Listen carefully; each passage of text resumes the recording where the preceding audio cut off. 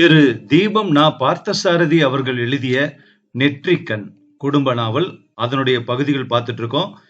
இந்த நாவலோட அடுத்த பகுதி இந்த வீடியோல கேட்கலாம். இதுக்கு முந்தின பகுதிகளோட லிங்க் இந்த வீடியோ டிஸ்கிரிப்ஷன்ல இருக்கு, அதையும் நீங்க பார்த்துக்கலாம். கேட்கலாமா? பகுதி 10, அத்தியாயம் 9. நம் மனதை நாம் எப்போது அதிகமாக பிறருக்கு ஒழித்துவிட முயல்கிறோமோ அப்போதுதான் அது அவர்களுக்கு நன்றாக தெரிந்து விடுகிறது. சுகுணன் அந்த காரியாலயத்திலிருந்து ஒரு திடமான முடிவுக்கு வந்தவனாக எழுந்திருந்து வெளியேறும் போது கை இடறி மேஜை மேலிருந்து டேபிள் மணி கீழே விழுந்து உடைந்தது. அதை மறுபடி எடுத்து வைக்க குனிந்தவன் அது நன்றாகவே உடைந்து, அந்த உடைதலின் காரணமாக செவி பொறுக்க முடியாத கட்டை ஓசையில் அது ஒலித்ததை கேட்டு அந்த அபஸ்வரத்தை பொறுக்க முடியாமல் அப்படியே குப்பை தொட்டியில் போட்டுவிட்டு புறப்பட்டிருந்தான் சுகுணன். வழக்கமாக இப்படிப்பட்ட நாட்களில் குழந்தையையும் கிள்ளிவிட்டு தொட்டிலையும் ஆட்டுகிறவர் போல் ஷர்மாவும் உடன் வந்து அனுதாபமாக பேசும் பாவனையில் அவன் வாயை கிளறுவது உண்டு. அவருடைய காலை மலர் தினசரிக்கு வெளியூர் எடிசன் பேஜ் க்ளோசிங் 5 மணிக்கு. சுகுணனோ 3:30 மணிக்கே புறப்பட்டு விட்டான். நாயருடைய மெட்ரோபாலிட்டன் டைம்ஸ் 3:30க்கே தயாராகிவிடும். அது மாலை தினசரி ஆகையால் 3 மணிக்கே பேஜ் க்ளோசிங் எல்லாம் முடிந்துவிடும். அதனால் அவன் புறப்படும் போது உடன் புறப்பட்ட நாயர் காரியாலயத்தில் அவனுக்கு ஏற்பட்ட கசப்பான அனுபவங்கள் பற்றி அரைகுறையாக காதில் விழுந்ததாகவும் அவற்றுக்காக தாம் வருந்துவதாகவும் சுருக்கமாக கூறினார். காரியாலய முகப்பில் இருந்து கார் பார்க்கிங் வரை தான் அவரோடு கூட நடந்து வந்தார் நாயர். அப்புறம் அவனையும் காரிலேயே திருவல்லிக்கேணி வரை கொண்டு போய் டிராப் செய்துவிட்டு போவதாக அவர் கூறியதை அவன் ஏற்கவில்லை. அவருடைய உதவிக்கு நன்றி கூறிவிட்டு நடந்தான் சுகுணன். அப்போது அவனுடைய மனதில் பல்லாயிரம் உணர்வுகள் குமுறிக் கொண்டிருந்தன. கிரியேட்டிவ் ரைட்டராக, அதாவது படைப்பிலக்கிய ஆசிரியனாக இருக்கிற ஒரு ஒர்க்கிங் ஜேர்னலிஸ்டின் வாழ்வில் இப்படியெல்லாம் ஏற்படுவது இயல்புதான் என்று தோன்றியது அவனுக்கு. நாகசாமி ஏதாவது கூட்டத்தில் உளறினால் கூட அதை முதல் பக்கத்தில் 8 கால தலைப்பு போட்டு வெளியிடுவதன் மூலம் அவருடைய தயவை சம்பாதித்து விடும் காளைமலர் ஷர்மாவை போலவோ, பிசினஸ் லைக்காக காலந்தள்ளும் டைம்ஸ் நாயரை போலவோ தன்னால் காலந்தள்ள முடியாதது சரி என்றே அவன் சிந்தனை சென்றது. அவர்கள் பத்திரிகையில் வெளியிட வேண்டியவற்றை டெலி பிரிண்டரும் நிருபர்களும் தந்திகளும் மொழிபெயர்ப்புகளுமே அவர்களுக்கு தந்து விடுகின்றன. நானும் எல்லாவற்றையுமே சிந்தித்து செய்ய வேண்டி இருக்கிறது. கருவிகளில் இருந்து முடிவை எதிர்பார்க்கிறவனுக்கும் மூளையில் இருந்து முடிவு செய்ய வேண்டியவனுக்கும் இடையே உள்ள வேறுபாட்டை இப்போது அவன் தெளிவாக உணர்ந்தான். புறப்படும் போது கீழே விழுந்து உடைந்த மேஜை மணியின் ஞாபகம் வந்தது அவனுக்கு. அந்த மணியின் நாதக்கட்டு அதை உடைத்ததும் எப்படி சீர்குலைந்து போய்விட்டதோ அப்படியே இந்த பத்திரிகை காரியாலய உறவும் இனி சீர்குலைந்து போவதை தவிர வேறு வழியில்லை என்பது போல் அவனுக்கு தோன்றியது. தன்மானத்தை மதிக்க தெரியாதவர்களை அவன் மதிக்க விரும்பவில்லை. பத்திரிகை தொழில் விளக்கு சுடரை போன்றது. எட்ட இருந்து அதை பார்க்கிற வரை ஒளிமயமாகவும் கவர்ச்சி நிறைந்ததாகவும் தோன்றும். அருகே நெருங்கினால் சுடும். அந்த சுடரிலேயே கலந்து விட்டாலோ விட்டிலை போல கருகி விழ வேண்டியதுதான் என்று காளைமலர் ஷர்மா அடிக்கடி ஓர் ஆஷானுபூதி தத்துவத்தை சொல்லுவார். பத்திரிகை தொழிலுக்கு புதிதாக எந்த இளைஞர்கள் வருவதும் ஷர்மாவுக்கு பிடிக்காததாகையால் அவர் எப்போதும் இப்படியே கூறுவது வழக்கம். நீங்கள் இந்த தொழிலிலேயே பழந்தின்று கொட்டை போட்டு வெற்றிகரமாக வாழ்ந்து கொண்டே இப்படி மற்றவர்களுக்கு உபதேசம் செய்ய வெட்கமா இல்லையா உங்களுக்கு என்று சிரித்தபடியே அவர் மனதில் தைக்கும்படி அவரை அப்போதெல்லாம் எதிர்த்து கேட்டிருக்கிறான் சுகுணன். அதற்கு மறுமொழி கூறாமல் மௌனமாக அவனை ஏறிட்டு பார்த்தபடி ஷர்மா விஷம சிரிப்பு சிரிப்பார். என்னை போல் இப்படி இருந்தால் பத்திரிகை தொழிலில் வெற்றி பெறலாம் தான் என்று அவர் குறிப்பாக பதில் கூறுவது மௌனமாக அதை சுகுணன் புரிந்து கொள்வதுண்டு. எண்ணத்திற் பிறக்கும் எரியே சக்தி என்று பாரதி கூறியிருப்பது போல் மனதிற்குள் சூடு சொரணை உள்ளவர்கள் ஷர்மாவை போல் வாழ முடியாது என்பதையும் அவன் உணர்ந்தான். தன்மானத்தை இழந்து கொண்டு உடலும் மனமும் கருகி வாழ்வதை விட தன் மானத்தோடு மனம் கருக விடாமல் தப்புவது நல்லது என்று தோன்றியது அவனுக்கு. மனமும் மானமும் கருகித்தான் ஷர்மாவை போன்றவர்கள் அங்கு வாழ்ந்து வருகிறார்கள். ரங்கபாஷ்யம், ஷர்மா போன்றவர்கள் வயிற்று பிழைப்புக்காக பல ஈன செயல்களை செய்வதை அவன் அறிவான். நாகசாமி, ரங்கபாஷ்யம், காளைமலர் ஷர்மா ஆகியவர்கள் திடீர் என்று சந்திர கலசாபிஷேகம், சுப்பிரமாத தரிசனம், புரட்டாசி சனிக்கிழமை என்று தங்களுக்கு வேண்டிய வேறு பத்திரிகை முதலாளிகள் சிலருடனும் விளம்பர ஏஜென்சி நிர்வாகிகளுடனும் நாளைந்து பெரிய பெரிய கார்களில் திருப்பதிக்கு புறப்பட்டு போவார்கள். சென்னையில் உள்ள பணக்காரர்களுக்கு திருப்பதி போவதென்பது வீக்கெண்ட் ரெக்ரியேஷன் மாதிரி என்று எண்ணியிருந்தான் சுகுணன். நல்லெண்ணமும் கருணையும் இல்லாமல் மனம் கருகி போனவர்கள் தெய்வ பக்தி உள்ளவர்களாக நடிக்க முயல்வது ஏன் என்பதை மட்டும் அவனால் புரிந்து கொள்ள முடியாமல் இருந்தது. தீபாவளி மலர் போட்டால் கூட முதல் பிரதியை வெங்கடாஜலபதி பாதங்களில் வைத்து அர்ச்சனை செய்ய வேண்டும் என்று எடுத்துக்கொண்டு ஓடுகிறவர்கள் அந்த மலரை உழைத்து பாடுபட்டு மலரச் செய்த உதவி ஆசிரியனுக்கோ அச்சு தொழிலாளிக்கோ நாளனா அதிகம் தர மறுக்கும் அளவு கொடியவர்களாய் இருக்கிறார்களே என்று சிந்தித்தால் இத்தனை பக்தியும் இத்தனை கொடுமையும் ஒரே மனதில் சேர்ந்து இருக்க முடியுமா என்பதுதான் அவன் சந்தேகம். ஒன்று பக்தி பொய்யாய் இருக்க வேண்டும், அல்லது மற்றொன்று பொய்யாய் இருக்க வேண்டும். மற்றொன்று பொய்யில்லை என்பது உறுதியாக தெரிந்த பின்போ பக்திதான் பொய்யாய் இருக்க வேண்டும் என்று தோன்றியது. ஒரு சமயம் காரியாலய கார் டிரைவர் ஒருவன் மூலம் சுகுணனுக்கு இந்த திருப்பதி மர்மம் விளங்கியது. அந்த கார் டிரைவர் சுகுணனின் எழுத்துக்களினாலே கவரப்பட்டு அவனிடம் பேரன்பு வைத்திருந்தான். இது வேற சங்கதிங்க, பக்திக்கு இதுக்கும் சம்பந்தமே இல்ல. பெங்களூர் போறோம், திருவனந்தபுரம் போறோம்னு புறப்பட்டா இவங்க அங்க எதுக்காக போறாங்கன்னு கேட்கறவங்களுக்கு ஒரு சந்தேகம் வரும். திருப்பதி போறோம்னு சொன்னா அப்படி சந்தேகம் எதுவுமே வராதுங்க. அந்த புனித பெயருக்கு அப்படி ஒரு சக்தி ஏற்பட்டு போயிடுச்சு. அந்த பேரை போர்வையா போத்திக்கிட்டு போய் எங்க போனாலும் இவங்க வழக்கமா பண்ணக்கூடிய அட்டூழியங்களை பண்ணிட்டு வர்றதுக்கு வசதியா இருக்குங்க. கம்பெனிகளோட விளம்பர நிர்வாகிகளை அவங்க தங்க பத்திரிக்கைக்கே நிறைய விளம்பரங்களை கொடுக்க வேணுங்கிறதுக்காக தண்ணீர் தெளிச்சு போக்கியங்களில் குளிப்பாட்டி கொண்டே இருப்பார் நாகசாமி. அந்த விளம்பர நிர்வாகிகளையும் தனக்கு பயன்படக்கூடிய மத்தவங்களையும் திருப்பர் மாதிரியான புண்ணிய கஷேத்திரங்களுக்கு கூட்டிக்கிட்டு போய் அவங்களோடு 2-3 நாட்கள் குளிக்காம பல்லு தேய்க்காம உட்கார்ந்து சீட்டாடுறதும் குடிக்கிறதும் வேறு கேளிக்கைகளுக்கு ஏற்பாடு செஞ்சு கொடுக்கறதுமாக எல்லாம் நடக்குமுங்க. உங்களுக்கு தான் தெரியுமே, நம்ம நாகசாமி ஐயாவுக்கு பெங்களூர் ரெப்ரசன்டேட்டிவ்னு ஒருத்தர் இருக்கானே. நாங்க இங்க இருந்து கார்ல திருப்பதிக்கு புறப்படுற அதே நேரத்துல அந்த பெங்களூர் ஆளும் அங்கிருந்து 2 கார்ல திருப்பதிக்கு புறப்படுவான். ஒரு கார்ல இவங்களுக்கு வேண்டிய பாட்டில்கள் எல்லாம் இருக்கும். இன்னொரு கார்ல யாரு இருப்பாங்கன்னு நீங்களே தெரிஞ்சுக்கலாமுங்க. யாரோ ஒமர் கயாம்னு ஒரு கவி பாடி இருக்கானுங்களாம்ல, மதுவும் மங்கையும்னு. அந்த கதை தான். புனித கஷேத்திரத்தோட புனிதம் கூட இப்படி ஆளுங்க போறதுனால குட்டி சவரா போயிடுமுங்க. இவங்க போற இடம் திருப்பதியா இருக்கிறதுனால இப்படி எல்லாம் கூட நடக்கும்னு யாருமே நினைக்க முடியாதுங்க. அட, இதுதான் போகட்டுமுங்க. டெல்லியில இருக்காரே metal and iron company advertisement manager Kuppusamy, அந்த குப்புசாமியோட மைத்துனி பிரசவத்துக்காக இங்க மெட்ராஸ் வரான்னா உடனே ஏர்போர்ட்டுக்கோ சென்ட்ரல் ஸ்டேஷனுக்கோ நாகசாமி கார் அனுப்பிடுவாரு. மத்தவங்களுக்கு வசதி பண்ணி கொடுத்து இங்க வசதி அடையறாங்கிறது தான் சரிங்க என்று அந்த கார் டிரைவர் ஒரு முறை சுகுணனிடம் மனம் திறந்து பேசிய போது இப்படி கூறியிருந்தான். நாகசாமி, ஷர்மா, ரங்கபாஷ்யம் ஆகியவர்களை பற்றி நினைத்த போது இந்த வேளையிலும் அந்த ஞாபகங்கள் எல்லாம் அவன் மனதில் எழுந்தன. சுகுணனின் மனதோடு இரண்டர கலந்து உறைந்து போயிருந்த தன்மானத்துக்கும் சுயமரியாதைக்கும் காரணம் காலம் சென்ற அவன் தந்தை அவனை வளர்த்திருந்த சூழ்நிலைதான். அவனுக்கு 6 வயதும் சகோதரிக்கு 2 வயதும் நடந்து கொண்டிருந்த போது அதிகம் நினைவு தெரியாத பருவத்திலேயே தாயை இழந்து பின் தந்தையின் கண்காணிப்பில் அவர்கள் வளர்ந்து பெரியவர்களானார்கள்.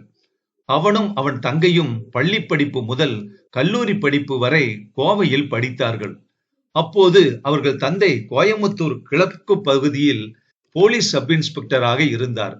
நாணயத்தையும் ஒழுக்கத்தையும் சுயமரியாதையையும் போற்றுவதில் நெருப்பாய் இருந்தவர் அவன் தந்தை.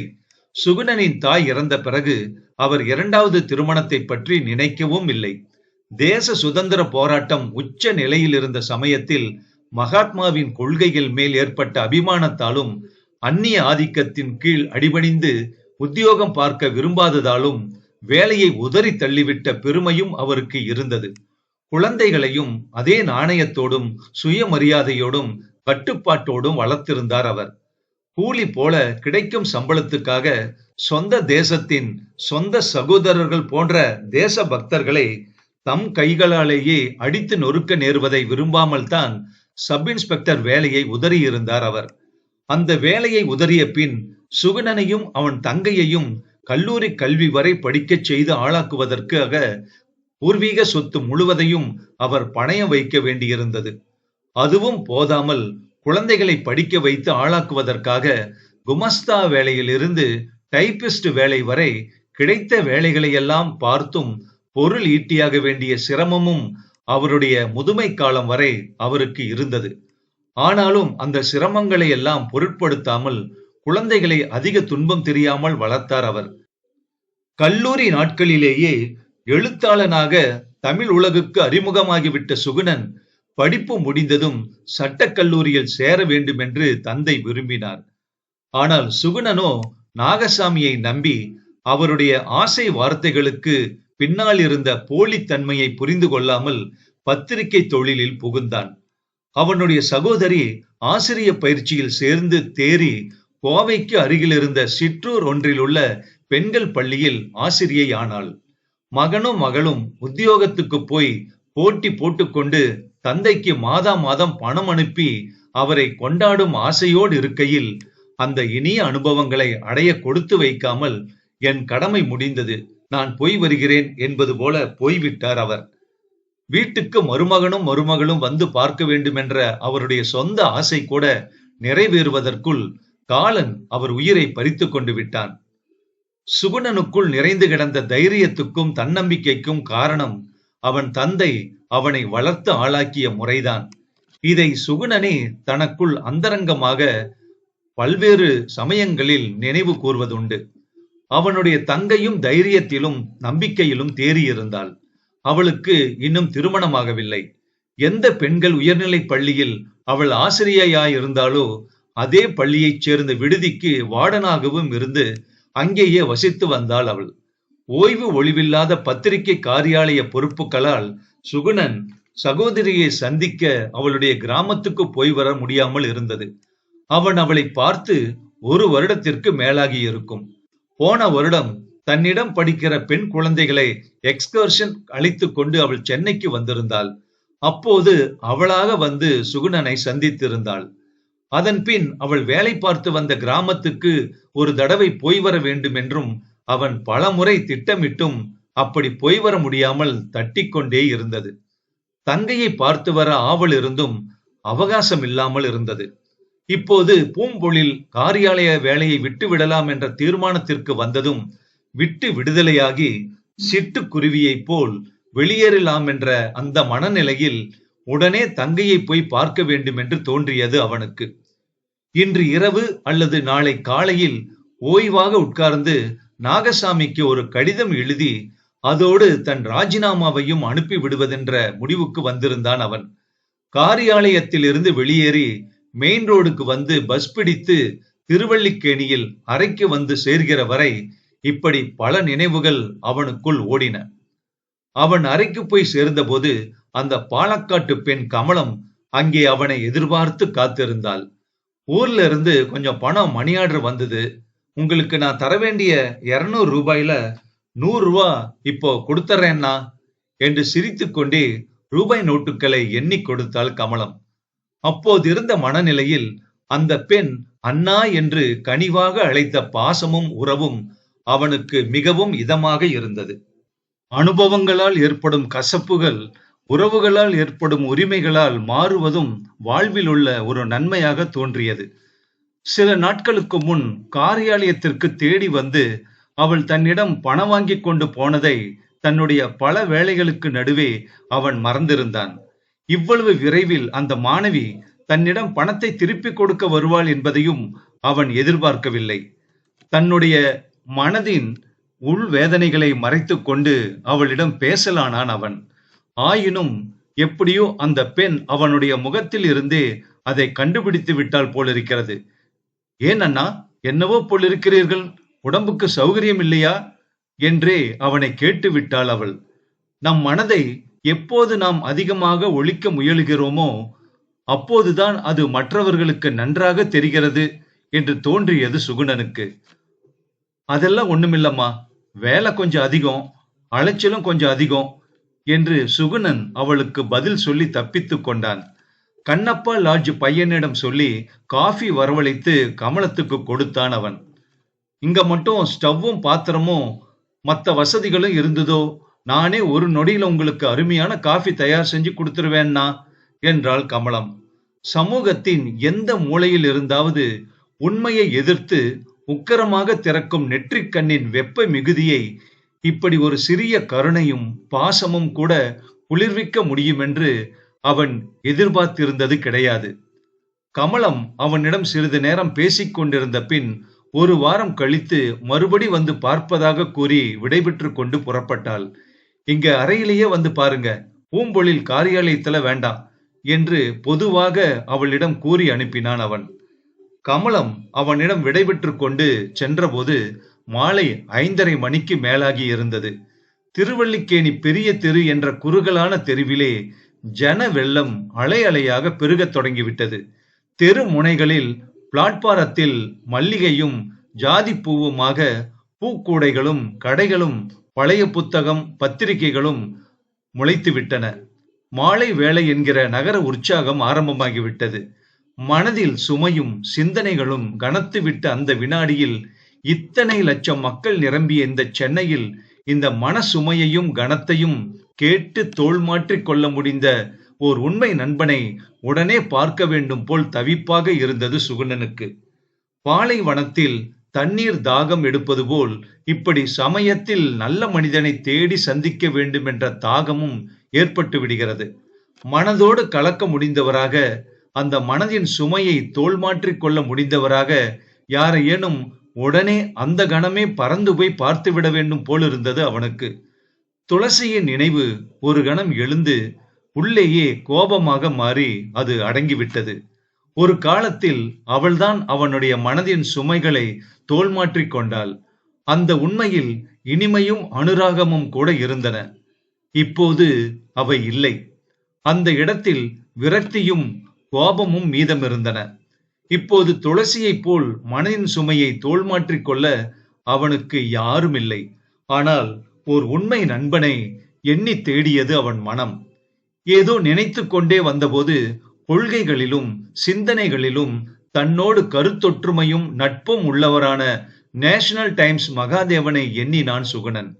அவருடைய நேஷனல் டைம்ஸ் காலை பதிப்பாக வெளியாகும் ஆங்கில தினசரி ஆகையினால் இரவு 10 மணி வரை காரியாலயத்தில் இருப்பார் அவர். நேஷனல் டைம்ஸ் காரியாலயம் தம்புசெட்டி தெருவில் ஒரு பழைய கட்டிடத்தின் 3வது மாடியில் இருந்தது. அதே கட்டடத்தின் கீழ்ப்பகுதியில் அச்சகமும் இருந்தது.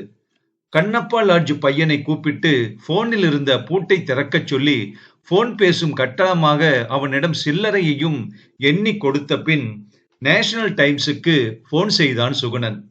மகாதேவன் காரியாலயத்தில் தான் இருந்தார். உடனே அவனை வரச் சொல்லி அன்போடு அழைத்தார். குளித்து உடைமாற்றிக் கொண்டு புறப்படும் போதே இரவு சாப்பாட்டுக்கு மெஸ்ஸுக்கு வருவதாக உத்தேசம் இல்லை அவனுக்கு. தம்புச்செட்டி தெருவிலேயே மகாதேவனையும் அழைத்து கொண்டு போய் எங்காவது சப்பாத்தியும் பாலும் சாப்பிட்டு கொள்ளலாம் என்று தீர்மானித்திருந்தான். மகாதேவனிடம் மனம் விட்டு பேசினால் நினைவு சுமை தோள் மாறும் என்ற நம்பிக்கை அவனுக்கு இருந்தது. மகாதேவன் வெறும் பத்திரிகையாளர் மட்டுமில்லை, சுதந்திரமான பத்திரிகையாளரின் லட்சியத்துக்கு அவரே ஒரு 15 வருட கால இயக்கமாக திகழ்ந்து வந்தார். அவருடைய பத்திரிகைக்கு சந்தா கட்டிய விவசாயிகளும் நெசவாளர்களும் தொழிலாளர்களும் ஒரு மூட்டை சோளமாகவும் ஒரு பேல் கைத்தறி துணிகளாகவும் சில மணங்கு பருத்திகளாகவும் வெள்ளமாகவும் கூட கட்டியிருந்தார்கள்.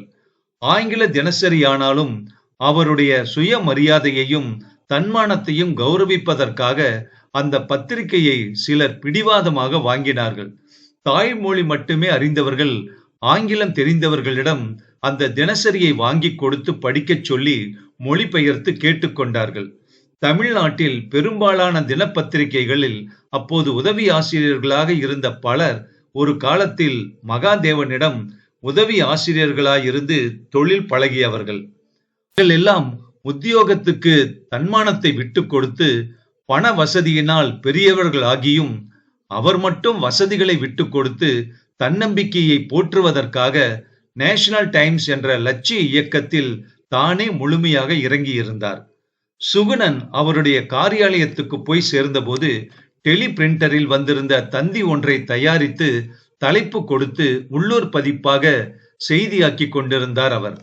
அந்த காரியத்தில் சிறிது நேரம் அவருக்கு உதவி செய்தான் சுகுணன். பின்பு பொதுவாக இருவரும் சிறிது நேரம் பேசிக் கொண்டிருந்தார்கள். பேச்சினிடையே பூம்பொழிலை விட்டு நான் விலகிவிடப் போகிறேன் சார் என்று சுகுணன் அவரிடம் கூற நேர்ந்தது. அவர் அவன் முகத்தை கூர்ந்து கவனித்து விட்டு அவனை வினவினார். ஏன், என்ன காரணம்?